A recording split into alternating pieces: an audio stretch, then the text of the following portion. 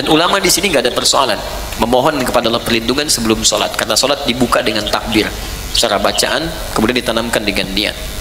Yang kedua, ini yang paling penting, Quran surah ke 2 Al-Baqarah ayat 45 sampai 46.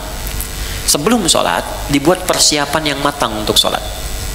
Ya, kata Allah di ayat 46-nya, alladzina yadhunnuna annahum mulaqu rabbihim wa annahum ilaihi raji'un. Di ayat 45, khusyuk itu enggak mudah. Wa innaha lakabiratun. Salat itu enggak mudah illa 'alal khasyin, kecuali bagi orang khusyuk. Siapa orang khusyuk ini? Ternyata khusyuk dimulai sebelum salat, bukan saat sedang salat. Jadi ada tahapan khusyuk dimulai sebelum sholat. Apa persiapannya? Tadi, yadhunnuna annahum mulaqu rabbihim. Satu, orang khusyuk itu orang yang merasakan dalam jiwanya akan menghadap kepada Allah. Karena itu ketika akan menghadap kepada Allah, kata Allah, kenakan pakaian yang bagus. Kamu dapat undangan dari orang lain, pakaian bagus. Dapat undangan dari Sang Pencipta, kenapa pakaian biasa-biasa? Makanya pakaian itu cenderung juga mengondisikan kita untuk bisa nyaman dalam sholat. Silahkan cek, pakai kaos oblong ya dengan pakai baju koko sama-sama sah menutup aurat, tapi rasanya lain kan, ya kan? Oke, kemudian yang paling menarik di ujungnya, wa annahum ilaihi raji'un. Tenang sebentar. Kalau Anda mendengar kalimat raji'un, raji'un, raji'un, apa yang terbayang? Inna lillahi wa inna ilaihi raji'un. Nah, dalam sholat itu, ketika akan sholat, kalau ingin khusyuk kata Allah, rasakan mungkin ini sholat terakhir yang Anda kerjakan dalam hidup. Mungkin wafat dalam sujud.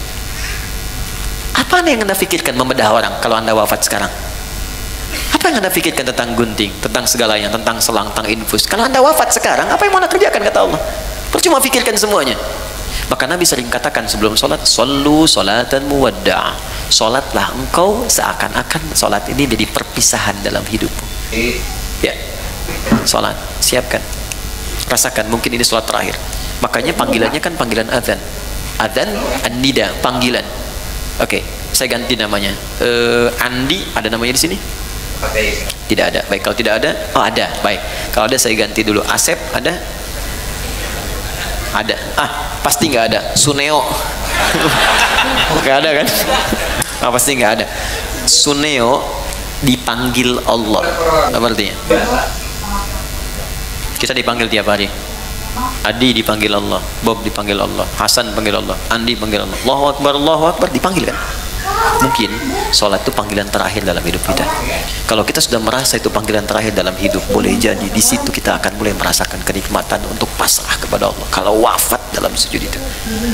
2. 3. Ada isyarat di Quran surah ke-29 ayat ke-45. Utslu ma uhiya ilaika minal kitab. Sebelum sholat baca dulu, pahami dulu, rasakan dulu semua makna bacaan dan gerakan dalam sholat. Wa aqimis sholah, baru tunaikan sholat dengan sempurna. Jadi ketika kita merasa akan wafat, kita merasakan baca Allahu Akbar, Allah Maha Besar, pikiran menerjemahkan, hati merasa, ya Allah saya mengatakan Kau Maha Besar, tapi dalam hidup saya selalu merasa besar dalam hidup. Pekerjaan saya katakan yang paling besar dalam hidup, dan seterusnya. Itu perasaan akan terbawa sehingga membantu kita bisa lebih fokus dan nyaman dalam sholat. Jelas sampai di sini? Untuk bagian yang pertama. Karena itu saya sarankan jangan capek dulu untuk semua dikerjakan. Sepekan ini saya mau belajar takbir dulu, pahami dulu. Sepekan kemudian saya belajar untuk iftitah. Selanjutnya saya belajar Al-Fatihah sampai sempurna kita. Bahkan ada ulama yang mengatakan ingat sholat saja sudah bagian dari khusyuk. Wah, ini 5 menit lagi adzan zuhur nih, sudah ingat tuh, itu bagian dari khusyuk. Oke, baik.